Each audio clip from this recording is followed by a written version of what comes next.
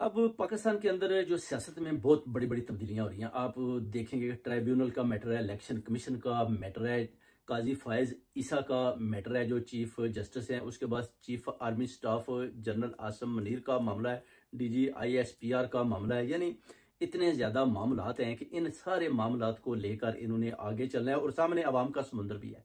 उसके अलावा फिर गैर आईनी फैसले हैं, फिर उसके बाद करप्शन है, फिर नवाज शरीफ लंदन की तरफ भागना चाहता है। अब शहबाज शरीफ को भी देखें कि जो उसने उधर जनाब अपना अमेरिका में जाकर उसने जो खिताब किया है, जो उसने वो देखें जनरल असम्बली में वो कितनी बुरी तरह फेल हुआ है। उसको समझ नहीं आ रही थी इंग्लिश में क्या बोलना है या उर्दू में क्या बोलना है, और रात को कैसे थूक लगा लगा कर वो ना इधर उधर पलट रहा था और बड़ा घबराया हुआ था। ये तो हालात हैं इन लोगों के। अगर उधर खान साहब होते तो आपको पता है कि उस जनरल असम्बली में यूएनओ में वो जैसे खिताब करते थे दुनिया उनको सुनती थी। आज शहबाज शरीफ ने खिताब करके पूरी कौम का अमेरिका के अंदर मजाक बनाया और उधर से बैठकर इस सिफारिश की और अपना जो है नवाज शरीफ को उधर से भगवाने के लिए बार बार उनके जनाब एक किस्म के पाँव चाटता रहा है, यानी जूते पॉलिश करता रहा है कि जनाब वो नवाज शरीफ को जर्नैल बाहर नहीं जाने दे रहे। अब नवाज शरीफ भी बाहर भागने की कोशिश कर रहा है कि मैं जनाब इस 27 को लंदन की तरफ भाग जाऊं। मरियम को भी वो इशारा करता है कि आपने भी जनाब इधर से निकलना है, और शहबाज शरीफ पहले ही अमेरिका और फिर इधर से लंदन आएगा। मुझे तो लगता है कि ये पता नहीं वापस भी जाते हैं कि नहीं। ये अब बाहर वन बाय वन निकल रहे हैं। सबको पता है कि ये अब प्राइम मिनिस्टर भी नाकाम हो चुका है, मरियम भी नाकाम हो चुकी है। नवाज शरीफ का पहले ही जनरल आसम मनीर ने गोल निकाल दिया, क्योंकि नवाज शरीफ आप तक देखेंगे बुरी तरह हारा हुआ है फॉर्म 47। यानी नवाज शरीफ की बड़ी ख्वाहिश थी कि मैं अपने हलके से भारी तादाद के साथ जीतूं, मगर जनरल आसम मनीर साहब ने इसको बुरी तरह से, यानी ये तो हारा तो पहले ही हुआ था, फिर इसको बड़ा ना तरसा तरसा कर फॉर्म 47 के जरिए इसको पहले तो इसकी औकात बताई कि आपका तो जनाब वोट ही नहीं है और आप तो हारे हुए हैं डॉक्टर राशिदा के मुकाबले में भी। आप तो जिधर जिधर भी खड़े हुए हैं आप उधर से हारे हुए हैं। फिर इसको सही करके ना इसकी ठुकाई की और उसके बाद फिर इसको फॉर्म 47 के जरिए जितवा कर फिर बताया कि जनाब ये आपकी औकात है। उसके बाद नवाज शरीफ तो वैसे ही खौफजदा हो गया। उसने बोला जी कि मेरा तो है, इधर तो वोट ही नहीं है, तो मुझे ये अब ये जर्नैल जितवा रहे हैं, तो अब मुझे जो है जुबानबंदी करनी पड़ेगी। उसके बाद ये खामोश हो जाता है।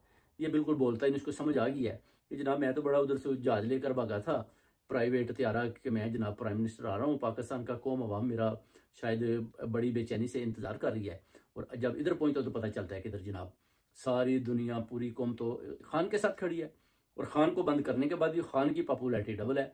खान जो है वो जेल के अंदर से बैठकर भी पूरा अपना सिस्टम और निज़ाम चला रहा है, और हम बाहर अपने सिस्टम को साथ लेकर भी बुरी तरह फेल हो रहे हैं। अब नवाज शरीफ के पास दो ऑप्शन थे, या तो उधर रहता मुकाबला करता या उधर से भाग जाता, और नवाज शरीफ ने हमेशा फैसला किया भागने वाला कि रहने की तो जरूरत नहीं है, मुकाबला तो कर नहीं पाएंगे तो भागने के रास्ते निकालते हैं।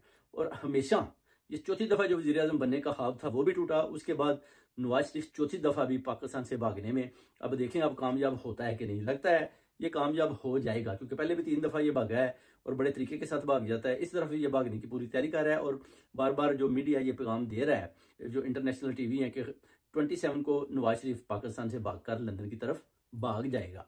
यानी वो ये नहीं कहते कि दौरे पर गया है या उनका कोई अपना जो किसी किस्म का कोई टेस्ट है, वो कहते हैं भाग जाएगा। शहबाज शरीफ अमेरिका में भाग गया है, उधर से इधर आएगा, मरियम नवाज भागने की तैयारी कर रही है। इस तरह के जो ना पैगामात दिए जा रहे हैं, यानी इससे साफ दिखाई देता है कि ये बाहर आएगा, जनरल आसम मनीर के ऊपर तनकीद करेगा, जनरल बाजवा के ऊपर ये बोलेगा, जनरल फैज के ऊपर बोलेगा। उसके बाद ये बाहर से बैठकर जो है ना वो ये अपना टी टी करता रहेगा, और जर्नैल इसकी तरफ देखेंगे और फिर इसको शट अप कॉल देंगे, मगर ये नहीं मानेगा।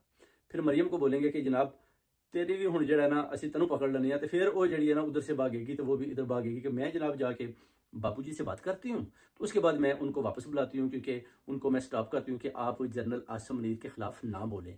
मगर नवाज शरीफ बोलेगा, जरूर बोलेगा, और उसके बाद ये फिर बुरी तरह पहुंच जाएगा।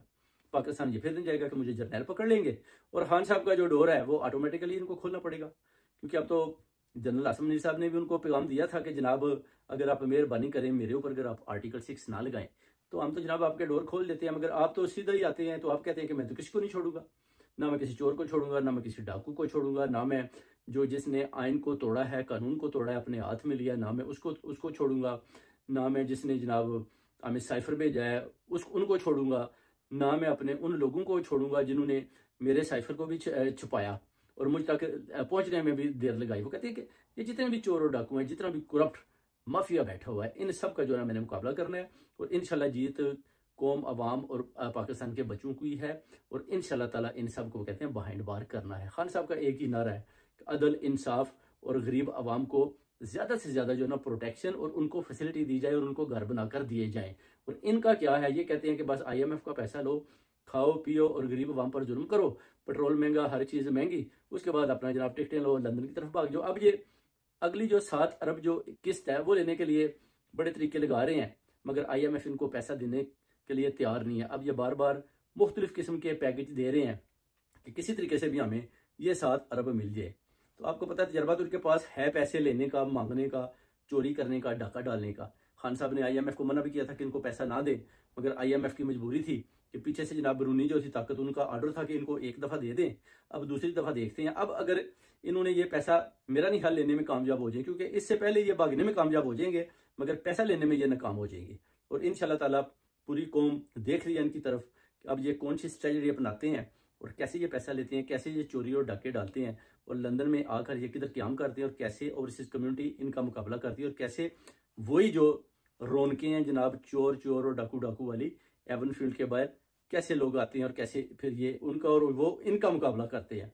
तो बेसिकली ये मुकाबला लंदन में ही होगा, क्योंकि उधर तो इनके पास जो है अपना सारे सिस्टम निज़ाम को इन्होंने ख़रीदा हुआ है, साथ लेकर चलते हैं। तो इधर जो है आपको पता है फ्रीडम है, और इधर आप कुछ भी कर सकते हैं। तो इधर इनको मुकाबला करने में बड़ी दुश्वारी होती है। फिर ये इधर से भागकर सऊदीया या UAE की तरफ भाग जाते हैं, फिर उधर से पाकिस्तान भाग जाते हैं। जब इधर आते हैं तो फिर सोचते हैं कि सामने ओवरसीज कम्युनिटी खड़ी होगी और वही चोर चोर और डाकू के नारे लगते होंगे कि मरियम के पापा चोर हैं, मरियम के पापा